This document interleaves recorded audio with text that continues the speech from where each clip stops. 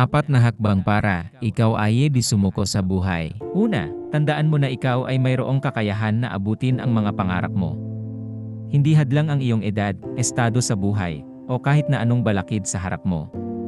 Sa bawat araw, magsikap ka at magtiwala sa iyong kakayahan na makamit ang mga pangarap mo.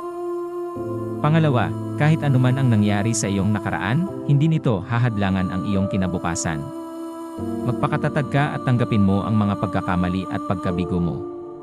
Hindi ito dahilan upang sumuko ka sa iyong mga pangarap. Pangatlo, hindi ka nag-iisa sa iyong paglalakbay. Mayroong mga taong handang tumulong sa iyo at sumuporta sa iyong mga pangarap. Huwag kang mahihiyang humingi ng tulong at gabayan kanila sa tamang landas. At pang-apat, huwag mong kalimutan na ang tagumpay ay hindi lamang tungkol sa pagkamit ng mga pangarap, kundi pati na rin ang pagbigay ng halaga sa mga maliit na tagumpay at mga aral sa bawat pagsubok na dinaanan mo.